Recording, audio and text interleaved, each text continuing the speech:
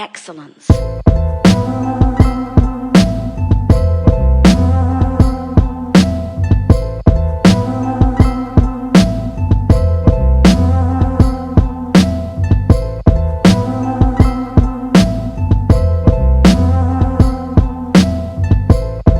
Ghetto Runways, stupid. Yo, tune in. Welcome to Ghetto Runways, another episode, another edition. We got something really, really special, something that I've been waiting on, a guy that we need you guys to know. I'm sure you know it, but this thing is about to be real. Twin, first off, how you feeling, brother? I'm feeling good, man. It's another great week. Yes, sir. We're here. Indeed. You know what I'm saying? We got one of our good homies with us. Yeah, it's about to be I think it's about to be a legendary episode, man. Like always, You know. no doubt. So the guest this week, y'all, he's a friend of ours. We've been knowing this guy 20 years or so, whatever. He's taken the world by storm, the fashion world. He's the first ever celebrity stylist. He's the first ever winner of the CFDA award for stylists. He's architect one of the most popular stars that we know right now. He's created a whole style for her, and we're going to get into that on what an image architect really is. Right? Like I said, this guy, he's from the south side of Chicago, and he's a friend of ours, Roach. Yay. How you feeling, What son? up, brother? What's up, good? twin? What's good, man? How you? Man, we good. How are you? I'm great. I ain't got nothing to complain about. We wouldn't listen if you was complaining, man. You look good, bro. Everything Appreciate you're it. doing looks amazing, Appreciate man. it. And we actually been friends for like I was about to 30 say years. 30 years. 30 yeah, years. we've been like 30. Yeah. Yeah, it's crazy. crazy. You know, Twin a cool guy, so he think, everybody is homie. I just let him get that, Oh man, it's my homie, man. But no, he You know was what yours I'm first. Right, He was yours right, first. Yeah. You know what I'm saying? It's my Right. brother. I let him get that Yeah, he on, was man. I yours want to say it first. was 30, but it's cool. Yeah, 30, Yeah. y'all. 30. I should have kept it So- at 20. They Right. was trying to guess how old I am. You know what I'm saying? What up, though, Twin? So look, man, so I wanted to start with and just talk about the humble beginnings, because you was there for it, Zoe. I caught a lot of it.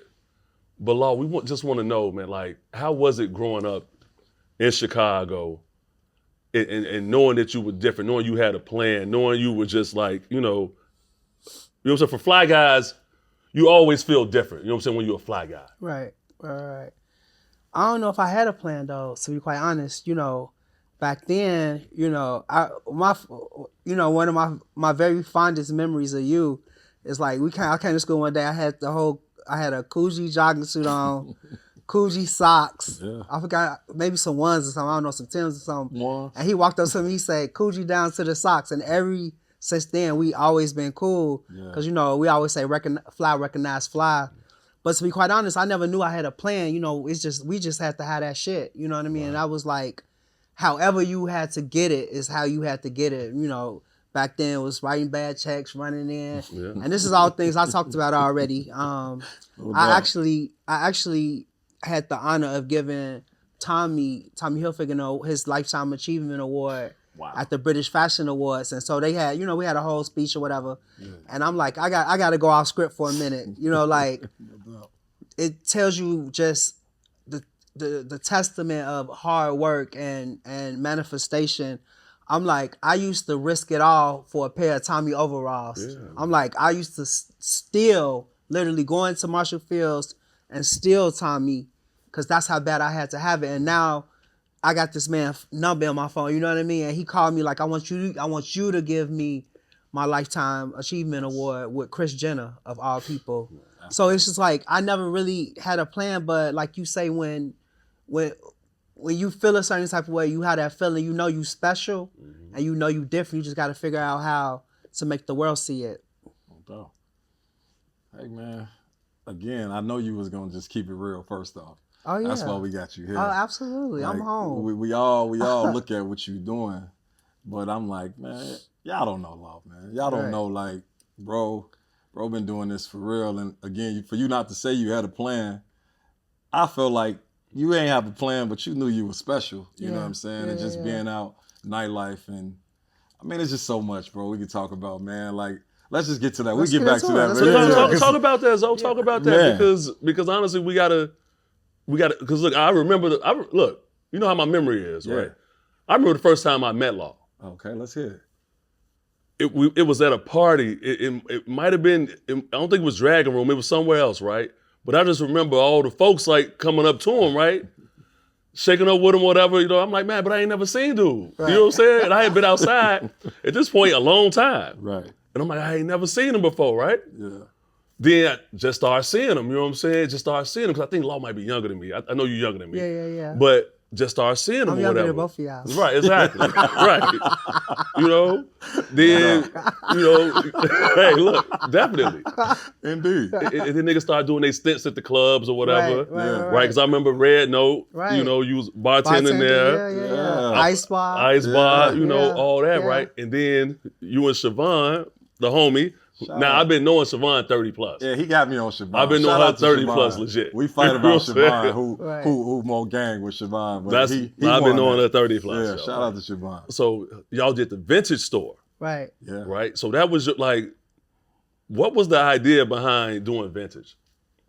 So really, well, first of all, like the nightlife in Chicago really made me, I think kind of like made me into who I am as far as personality driven, right? And also confidence driven, you know, to kind of like survive in the nightlife in Chicago, and especially when it's your livelihood, right? You got to know how to talk shit. Like I had to be, you know, behind the bar bartending, and you know, at the ice bar, I had a manager, Kevin. Shout out to Soil. He, you know, he used to bring all of like the Puerto Rican girls bad, you know, bras on, titties out, pretty hair, lashes. You know what I mean? Like bring all the girls, and it'd be me. Right. And every night we do that count, I make more money than all of them. You know what I'm saying? Every night we do that count, I get more tips than all of them. So he just kind of pulled me to the side one day. He like, how you do it? I say, cause I know how to talk shit. You know what I mean? Like, I know how to tell a nigga like, what, you ain't tipping? It's a shortage on your block. Right. You know what I mean? Like, you know when you, you know what I mean? Like, and I could do the same thing with the females. I say they only could present one type of way. Right. You know what I mean? They can't be too flirty with the guy cause he with his girl. I could talk shit to both of them. Yeah. And ain't nobody gonna out hustle me. Right. You know what I mean? I don't. You could bring whoever you want to hear. She's never gonna out hustle me. You know what I mean? So that part of, I think the nightlife really shaped that part of my confidence, knowing that nobody's gonna outwork me, you know.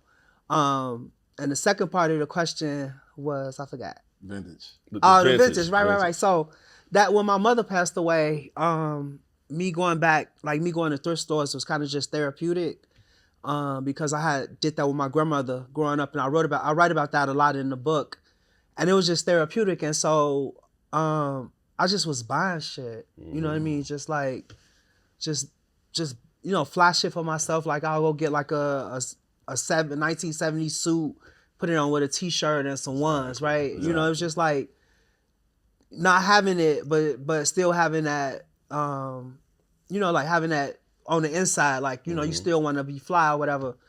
And so then that just turned into one thing turned into, I started selling shit out the trunk of the car. Okay. Then Siobhan and I linked up, and then we opened our store in Pilsen. And that's really how it all started, like the styling thing, really. Exactly. So I remember one day I was at Nordstrom, and you came in, because you was like one of the first stylists that I would work with. Right. And I tell this story to people a lot. I'm like, because everyone's so enamored about Law Rose. Oh, you know Law. Like whenever you come in the stores, they like, oh, you know Law. Yeah. I'm like, yeah, that's my man. Like, I've been knowing the man forever. What story you can tell? You used to let me get 30 pairs of Lubrices and bring them all back. Hey, man, listen, Joe, look, like, see, we're going to talk about that, because, see, that's the game. Right. No one talks about that. Right. No way. Hey, look, not to cut you, I remember you bought that to me one day. He was like, yo, everybody was excited that Law went crazy, but she was like, we don't know if he's going to bring it back. Yeah, because I actually had one of my homies was like, man, Marcus, why you keep fucking with him? You know we're gonna bring it back. Say, man, first off, that's my homie. Right. And that's the game. Like, you don't know what's coming back, but if they do, it's still the game. So, like, he trying to do something else. Like, and Yeah. you got to understand what it is. Yeah. Right. It's the grind before the glamour. Exactly. Like people don't understand that, Yeah. right? And that was my hustle because I was able to get in situations because I had credit cards. Right. You know what I mean? And like I can go and buy 20 pairs of Louboutins, and I would be honest. I'd be like, tell me what day to bring it back. You know what I mean? Like, Yeah. because I know how I go in retail. Like, Yeah. let him get the check, then Yeah. he take the hit. You know what I mean? I'm like, he like, bro, bring it back on Monday. Monday. Yeah. Bring it back Hey, on yo, You know what I Monday. mean? yo, It's like- twin hit me with one of them before I got a coat out of him. I'm like, man, I don't want this coat. He say, nah, you gotta keep that for a minute. I need this check, bro. Right. Yeah. And I Right. get it. So that's real. I didn't know that. I Oh, thought no, that was so- just you hustling. Oh no, so that's real. Yeah. And again, and then when you dealing with multiple Yeah. stylists, multiple people, it's like 1 week you go crazy. Yeah. You go crazy in a week. Yeah. Cause law come like you say, it's been 30. You know what I'm saying? And then you gotta wait. You never know. So I remember he told me one time, he was like, hey man, said, Mark, you know what, this one might stick. Right. This might stick. Or he's Right. like, oh, you know what? If I could sell you the clothes, if you could sell me the clothes might stick. Mm. The shoes gonna come back. Yeah. We said, cool, let's do Yeah. all this shit. Let's do it all. Because what was happening was that I was trying to impress people, right? Mm-hmm. You know what I mean? This was before the showrooms. It's like you go to a fitting or you go do something for like somebody and you got 30 pairs of red bottoms, and this was 10 years ago. So you know what I mean? Like you had, if somebody walked in the room and they saw 30 pairs of red bottom, they automatically was impressed. So I was just trying to impress the people to get me to not, since I had gotten in the rooms, I wanted to stay there, right? And so, you know, it was just like, it was honest. You know, I had to be honest, like, it's coming back. Yeah. It's coming back. Crazy. They, you know, in Nordstrom's, they They was sweet. No, but after a while, they locked my car. I couldn't even come in there no more. No, yeah, they got on garbage with them, Joe. I They got on couldn't come in garbage, there no man. more. Yeah. I couldn't come in there no more. Yeah, they got on garbage, man. And you I still know. don't go in there now. Right. Oh wow. I never went back. It's over. Right. It's over. Yeah. I never went back. Once they did that to me, I never went back. Like cool. So I spent my money somewhere else. And then you went to Saks anyway, so it ain't Yeah, even exactly. I'm like, man, we went somewhere better. Now we got a whole new, Right, we got a whole right. new thing we could do. Right. Now, for sure. now the story that I tell a lot, Law, is we were in Nordstrom one day, man. And I remember, I ain't gonna say you was stressed out, but you had like you had something you was working on. Right. And you was like, Marcus, man, I think this might be it for me, man. Like I think I got something that's about to work, that's about to take me to the next level, man. You was like, I got this Disney girl. And I was like, who? He was like, Zendaya. I was like, I don't know her, right? Right. But he was like, no, I think this might be. How'd you meet her, man? Like, So I met her through a family friend that actually used to shop with me and Siobhan. She called me to LA one time. She was like, just bring a whole bunch of stuff. I'm gonna buy a bunch of stuff. So I flew to LA, and she was like, I want you to meet my niece. She was really close to her dad, so she was calling her niece. She's like, I want you to meet my niece, and she's got this Disney show. She the only little black girl on Disney outside of Raven, and you know, blah blah. So I met her. And as soon as I met her, she was just special. Right. You know what I mean? It was right away. Like, it was magic right away between me and her. She was like 14. Sorry, I had hair in my mouth. Right. And it was like this chemistry. It was like we were destined to meet each other. And we went shopping. I'll never forget. I tell the story all the time. Like, we go to the mall, me and her take off. We go in the stores, we shopping. We come back, her dad like, you running around with this man? You don't even know this man? Like, he you know, scolding her. And we literally been together ever since. Like, Wow. and Wow. but I knew right away. Yeah. As soon as I saw her, I'm like, I didn't know anything about the talent, the show, nothing. It was just like she had a presence. But that's when you around a real star or somebody has that quality, it's something that you feel. You know what I mean? Like, you like, oh, they got something. And I just invested everything I had into her. Even early in the day, like, I always go back clothes and I'm like, and she was so mature, I'm like, please don't spill anything on this dress. Like, I used to go get like $8,000-$9,000 dresses. She'll wear them. She'd be like, no perfume. And it wouldn't be a stain, pristine tag still intact. And we used to take it back. Exactly. We had to do what we had to do. Yeah. Love that, man. Yeah. That's some Ghetto Runway shit, man. We Yeah, love to for hear that. sure. That's for the sure. real, like the super real. For sure. And then so and now look at us now, like there's not a designer that I can't call to get whatever I need, even for myself at this point. Yeah. You know what I mean? Like designers making me clothes at this point. And her is like everybody in the world want to dress her. But that's the way we started. It's the grind before the glamour. Yeah. It's the grind before the glamour. That's the way we started. Well, we're gonna get back to the grind and the glamour. This is a personal act. I saw you with some Loewe boots like a year or two ago, like some baby blue. Yeah. And that color never came out. Cause I stole the sample. I was just telling Shabbat about that. I'm notorious. You're not giving shit back. I'm not giving shit back. They just it was so funny because the Loewe show just happened yesterday, and they called me. They asked me if I want to come to the show. I was like, I'll send you something where they like, we're not sending you nothing to wear long because you don't like to send the clothes back. Crazy, and I never saw that color. Because I got the sample. Crazy, man. I got the sample, and Wow. they sent me. I mean, I'm really like cool with Jonathan Anderson now. He's super cool, and his team. And they sent me a coat. I kept the coat. I got it right. I wrote a coat. on the airplane. This beautiful gray cashmere long coat. They like, we're gonna send you a coat. I was like, I'm gonna send it back, and then they know they ain't getting it back. I'm texting them like, I forgot to send the coat back. What they gonna do? They ain't doing nothing but helping the brand. Right, You know what I'm saying? You killed it. I saw you on the blog. I'm like, yo, I love this silhouette. Right. But I ain't never seen this color, man. I'm like, because I got the sample. it makes sense, man. You keep They gonna kill me. They gonna kill me. Well, yeah, truth is true. That's what it needs to be, man. So, Law, do me a favor, man. Explain to the people the difference between an image architect and a stylist. Right. So, when I first started, it was kind of like when Instagram was popping, right? And so everybody was multi-hyphenate, right? It was like, people were like, oh, stylist, makeup artist, creative director, photographer, and all that. And, I just felt like it was so many people calling themselves stylists that I wanted to kind of differentiate myself first. And then when I actually started to think about my process and the way I went about working with my clients, it seemed to kind of follow the pattern of a real architect. So it was like, when an architect, you call an architect, the first thing they want to do is come out and they want to look at the structure, survey the land. And for me, that was like looking at everything that the client ever wore, and then it's like the architect gets the general contractor and they call in plumbing and electricity.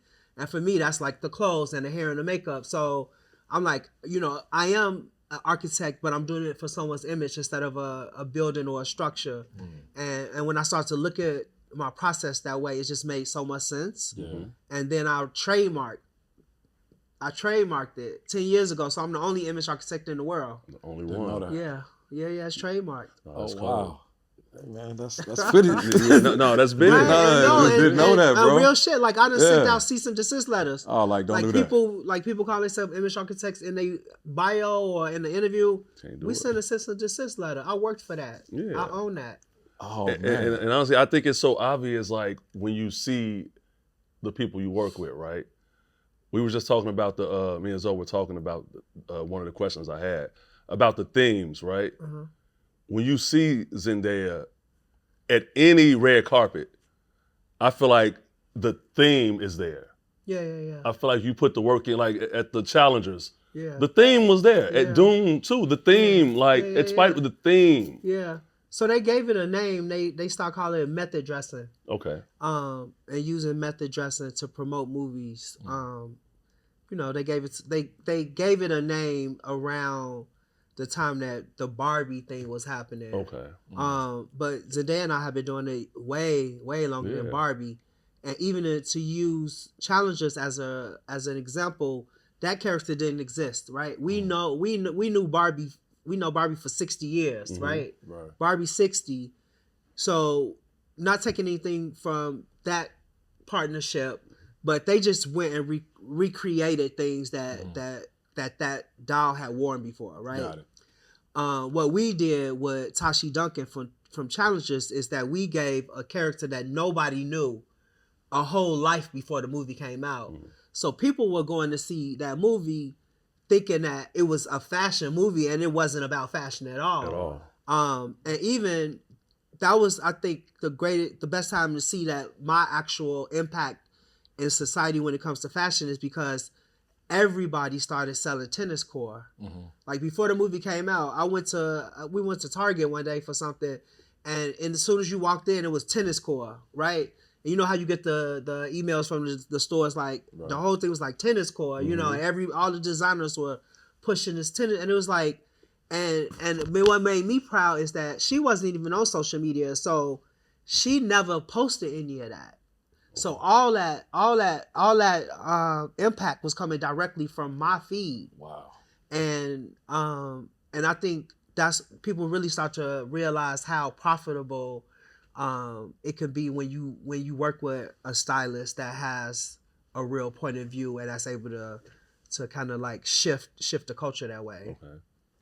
No, that makes sense. And I saw, not recently, after all the work you were doing with Zendaya, one of the biggest megastars in the world, Celine Dion, reached out to you.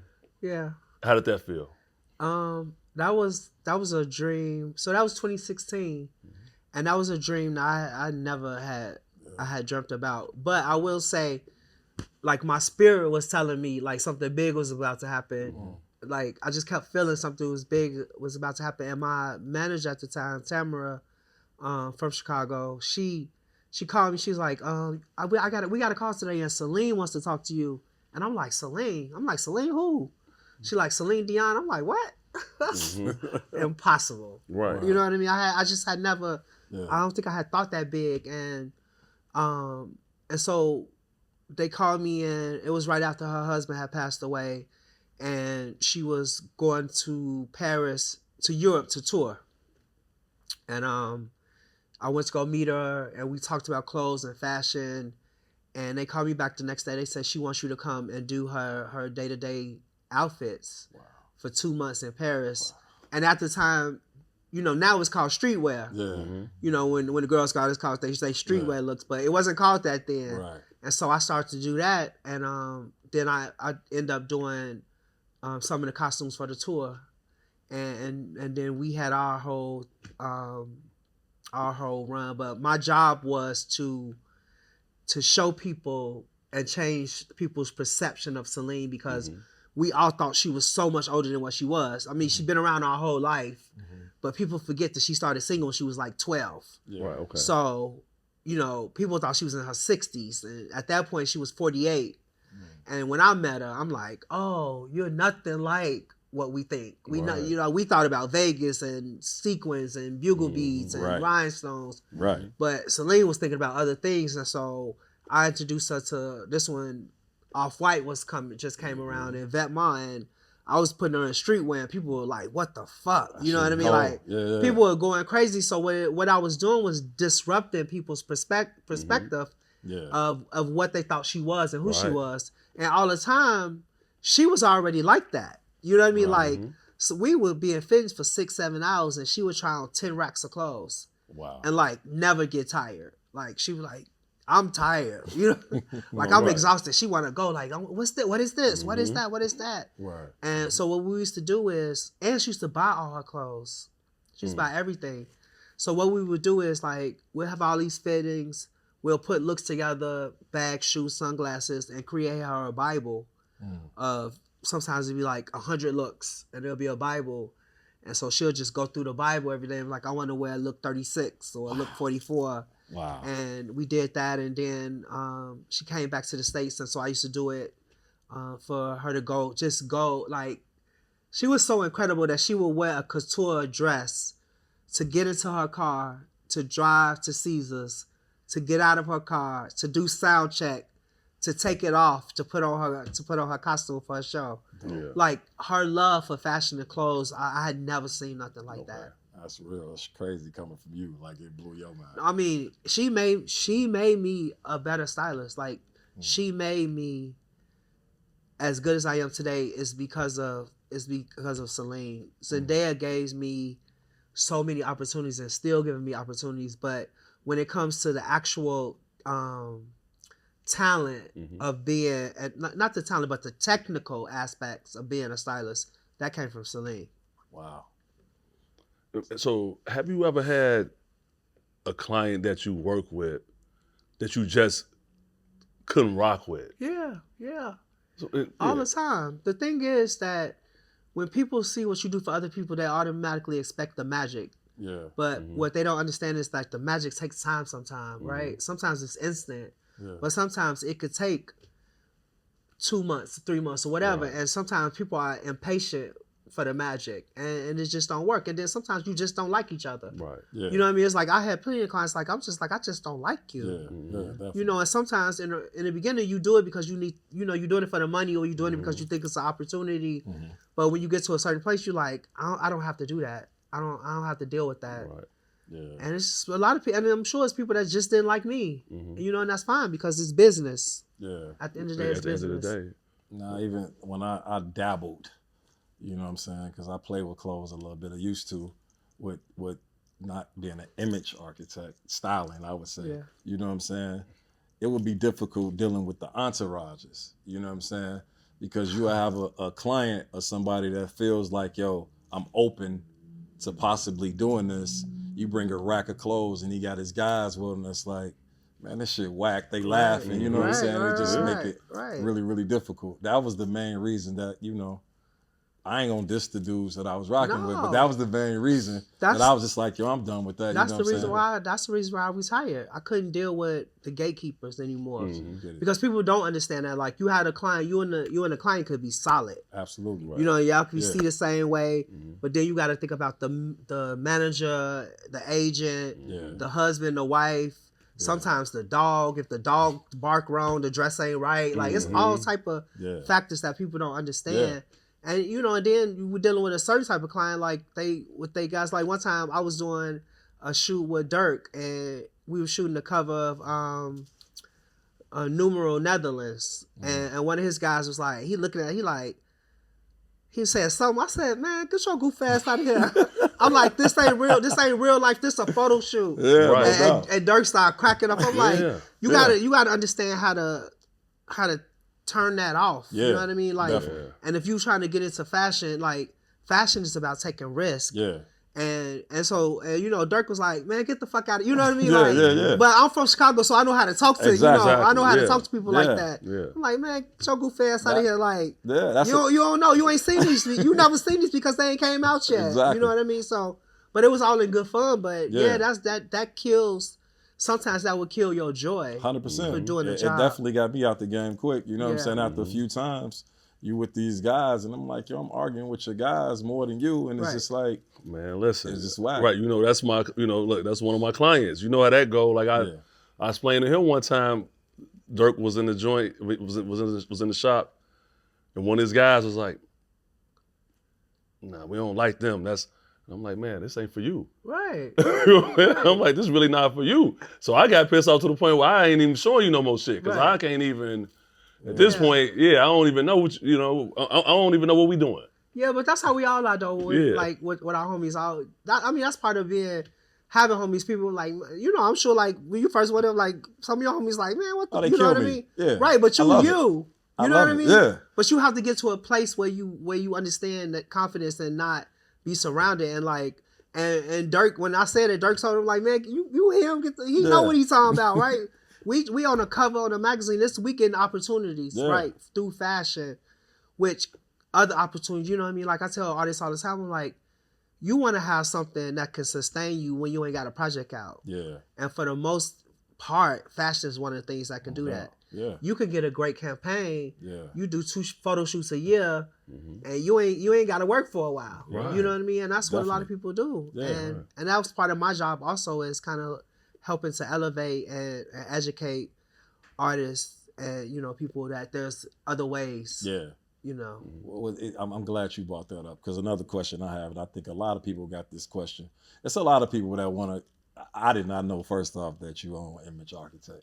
That shit the coldest shit that we done heard. You know what I'm saying? And I just renewed it. Because you know it come up for renewal every 10 years. I just renewed it. That's hard. But just on the styling side, that the people that want to style, talk about the business a little bit. You know what I'm Yeah. saying? I know that it's different, you know, just with my experiences, and fuck my experiences. We talking about you. How is it? Like, every situation is obviously different, right? Right. You know what I'm saying? Can you speak on just like different situations, not the people, but how does that go? As far as like, you know, you pulling for this person, you styling for this person, you got this person card, this person working with a label, so it might be, I've waited on checks for 60 days, you know what I'm 60, saying? net That could turn 90. to 90. Net Exactly. 90. Yeah. It's hard. Yeah. You know, it's so in the industry, right? You have two things, right? You have music and you have Hollywood, right? And sports, basically. Now sports is a big thing, but to me, I feel like sports is more like music. Sports is a bigger budget, but Hollywood gives you the acclaim and the prestige, right?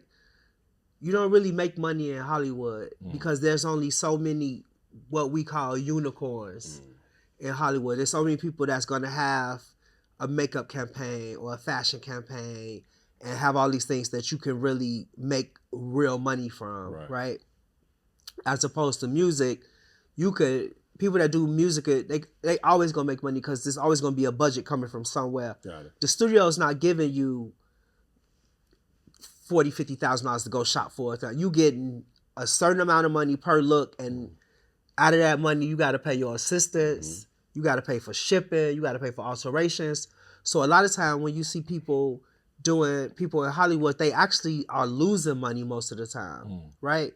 It's only certain seasons that you really make money. Like if you get an actress that's in a movie that may have a award season run, then you know you getting, you know what I mean, you got all these red carpets, you got all these photo shoots, so you'll have a steady amount of income. But if you get somebody that's on a Netflix show and they might go to a couple things and you get money from the studio, most of the time those people are struggling. So I was always fortunate that I did both, right? And I was always fortunate also that I had somebody, Zendaya, who has always advocated for me to do everything that she's doing, right? Outside of movies and her costuming for movies, with the exception of Malcolm and Marie, I've done every single thing that she's ever did, you know, except for the movies and except for Euphoria. But so that's in the industry, that's what you call a unicorn, somebody who gives you the acclaim, right? Yeah.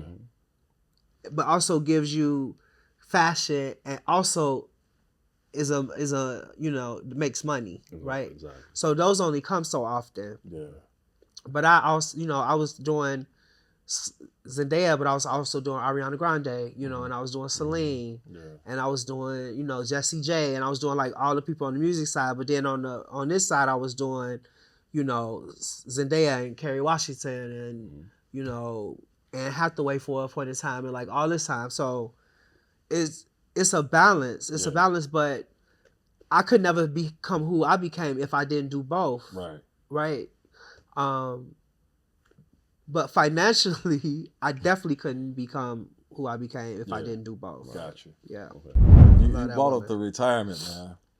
We all was on the ground like going crazy when you posted that, man. I read all the love. Like I sit back and I'm just like, I was one of the dudes like, nah, man, you the GOAT. You know what I'm saying? Like, just, I know you know it because you're a Chicago nigga, but to the world, man, like, you are the mood board. You know what I'm saying? You are the person that we looking up and it's like, yo, law approval is all that matters. You know what I'm saying? And I think if people really knew you, like we know you, you said it earlier, it's your personality, man. You so real, and it's any type of dude, any type of female in the room, you can just read it, shut it down. You feeling yourself, you ain't on shit, whatever the case is. But the retirement announcement, that was just like something you was going through. Like, let's just talk about that. So I was, again, it was like all the gatekeepers, and I felt like no matter, it was a couple things, right? It's like I've done all these things, right? I've proven to be the best. You know what I mean? Like every award, every, you know, credential, everything, I've, you know, been changing people's trajectories of their careers, like everything.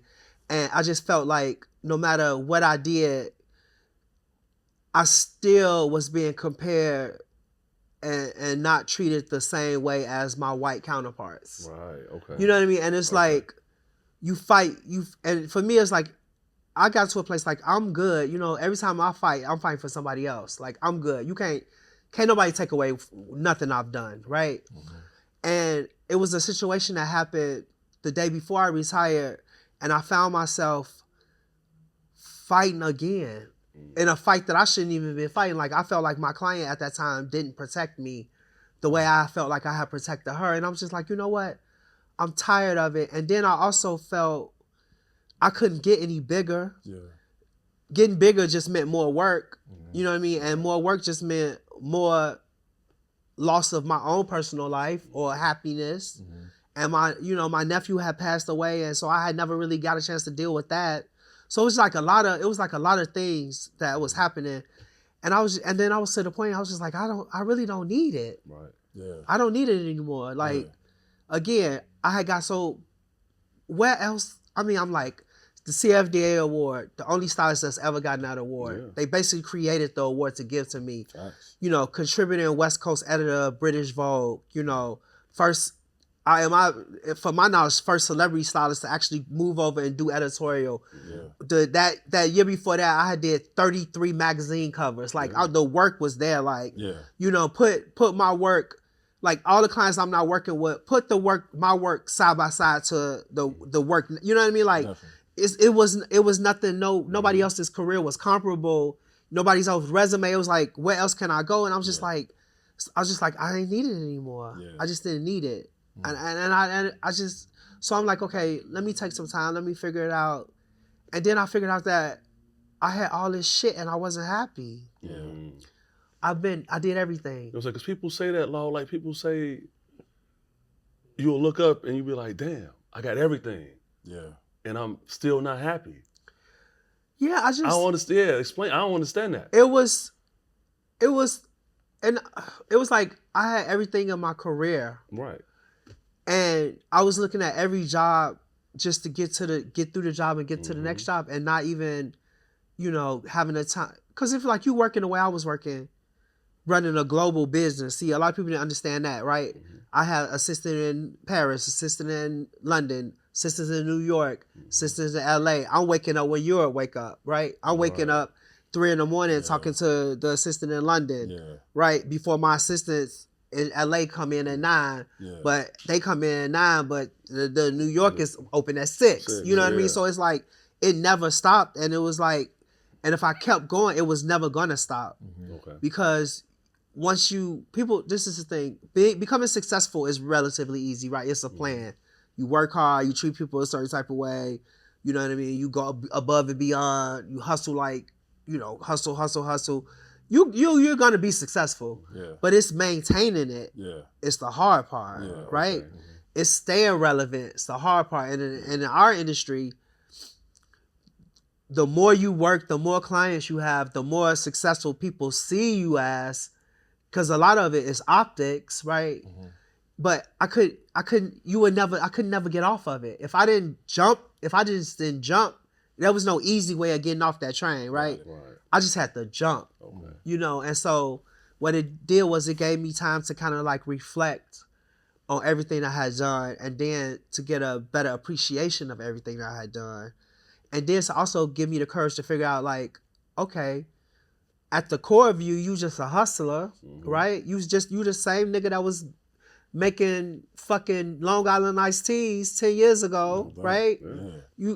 You could figure something else out. And so it gave me a chance to write the book. Yeah. It gave me a chance to meet a lot of people. And it also gave me a metric to know just how important I was to people, and to how world renowned I was. I had no idea, but my retirement got 25 million impressions from one Instagram post from around the world. So now I'm like, now I got a metric. Yeah. Now I got a bargaining thing to say, no, I'm him. You know what I mean? So the retirement was actually the best thing I ever did in my life. Wow. And it also gave me the power to say, yes to say no.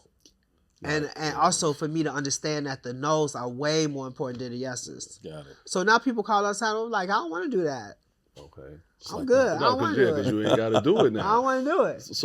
So two things before we get out of here, right? Because we definitely gonna talk about the book that's coming out soon. You can pre-order it now.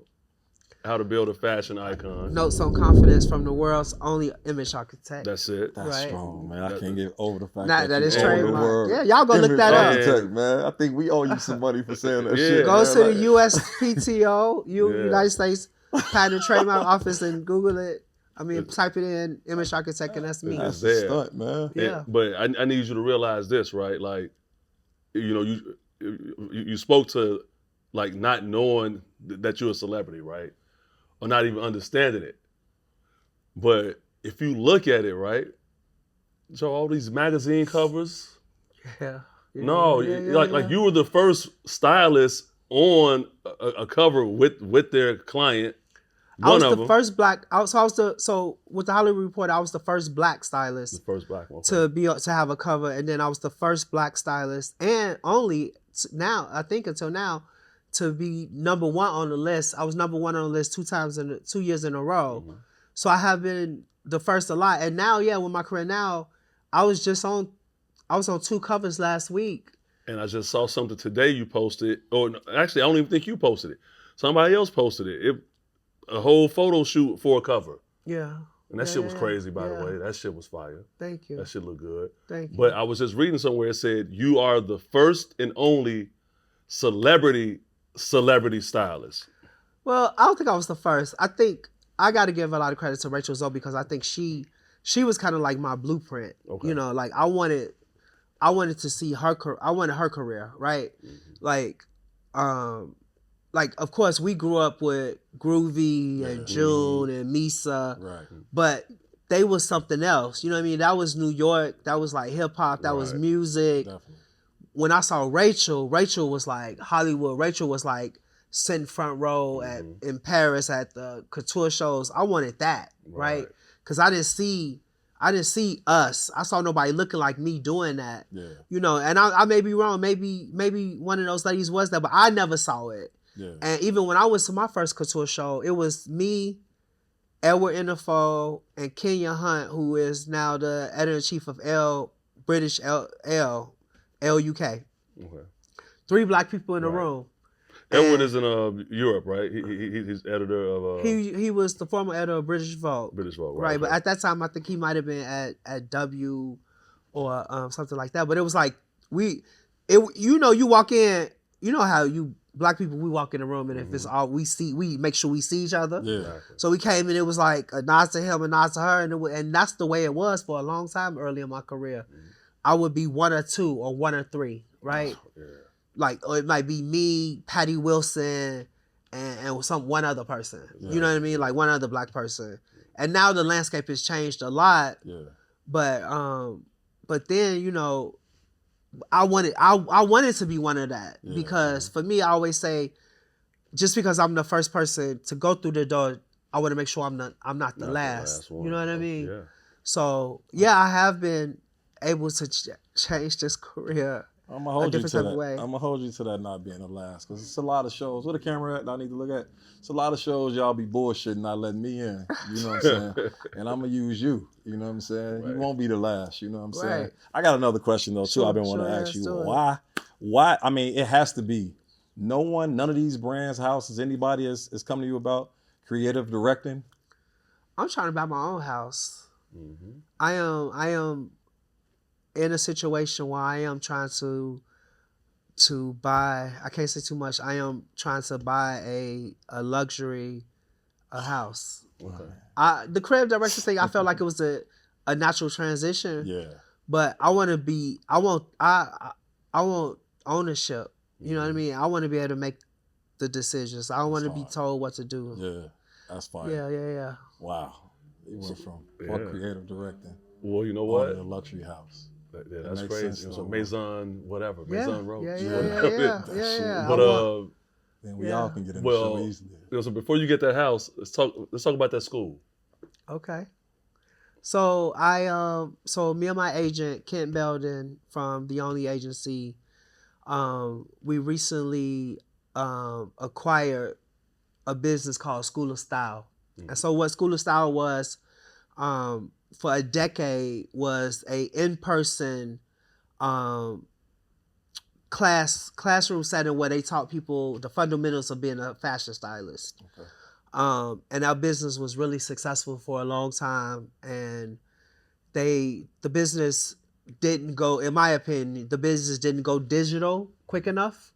And so during the pandemic, as with a lot of businesses, they kind of fell apart. And so me and Kent bought it, and we've been working on it for the last couple of years to digitize it and to upgrade it and to and make it relevant for the landscape of fashion now. And the good thing about it is, like, there's a lot of online educational programs, platforms where you can learn how to be something, but it doesn't mean you're gonna get a job doing that. Right. Because Kent owns The Only Agency. What it does is it shrinks the gap between you dreaming about being a stylist and actually entering the workforce, right? Wow. Yeah. Because after you take the certification course, you'll be in a direct pipeline to become represented by a real agency. Wow. So that's for me the most important part of it. So it's called School of Style, powered by The Only Agency, and he has an office in New York, LA, Nashville, London. So it's a global business, and what we plan to do is just give people lots of opportunities to actually, like, coming from Chicago, it's a little bit of industry here, but not a lot, right? Yeah. So if you could take this certification class, right, and get certified, and now you go onto this board at this agency where somebody may be coming to Chicago looking for an assistant or an intern, and you're properly vetted, and we're going to give you all the skills that you can come in and add value to that stylist situation. That's your foot in the door, right? Definitely, And now also the flip side of that, the stylist can get somebody that they can trust. Yeah. They know you're not gonna run off with the clothes or Right. Yeah. you know, take the credit card and do that. So Yeah. so what it is part education, part employment. That's dope. And so everything that I do now in my career has to have some sense of, you know, paying it forward, giving back. Yeah. So a lot of the curriculum is based off of my infrastructure and the way I did things and how I was able to scale my career. That's hard, man. So we definitely gonna have that link up there.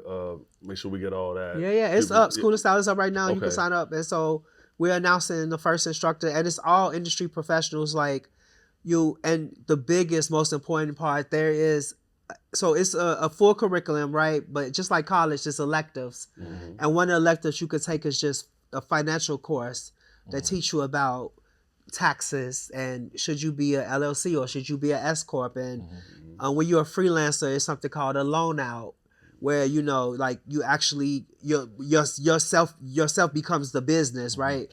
And all type of ways to not get into trouble with taxes, and a lot of stuff that I didn't know early on in my career. And as a freelancer, you don't know that. You don't understand.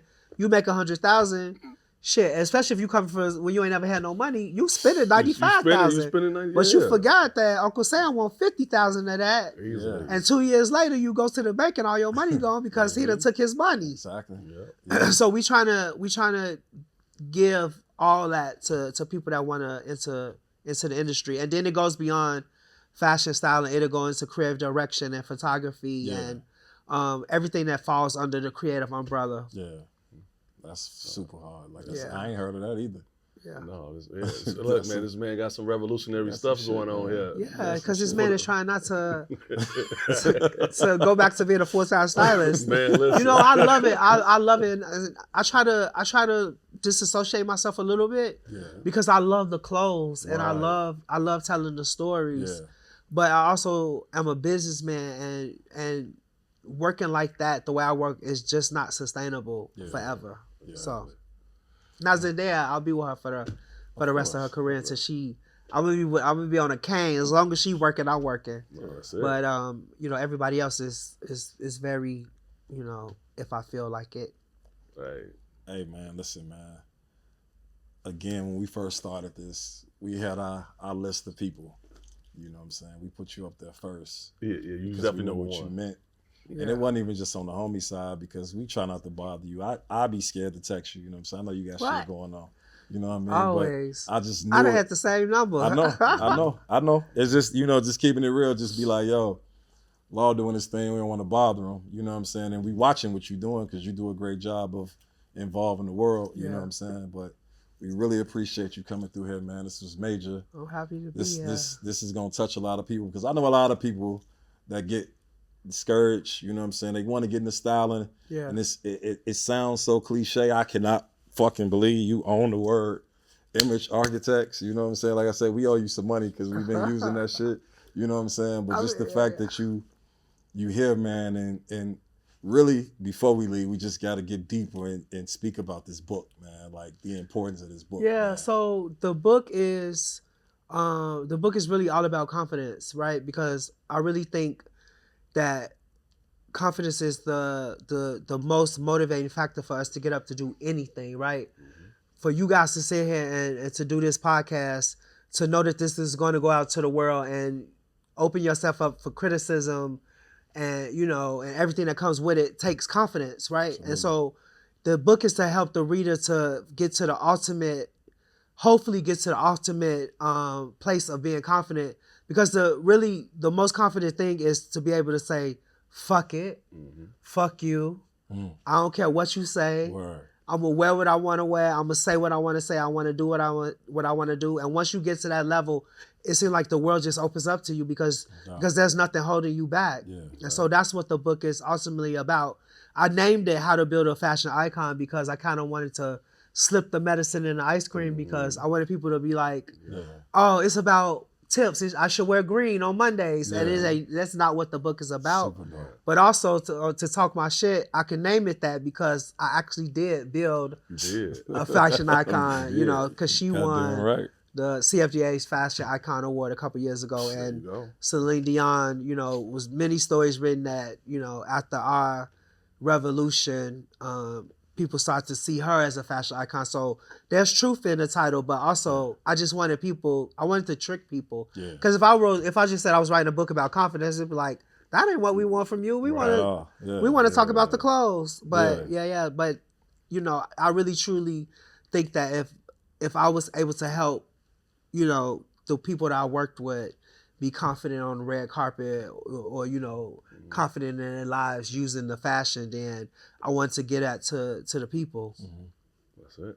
Well, look, my brother, man, we definitely appreciate you. I appreciate you Thanks for stopping by, man. Come on, man. Look, you know what it is. Dope, man. You know what it is, man. For real, 30 years. That's it. Hey, right. It's 30, twin. It's Not 30 20, years. man, 30 That's out, an easy fix, you know what I'm saying? Yeah. On the editing side, That's but it. And I'm it's another- 32. You know? Hey, we appreciate y'all. It's another episode of the greatest new fashion podcast in the world, man. And that's it, yo. Peace. Peace.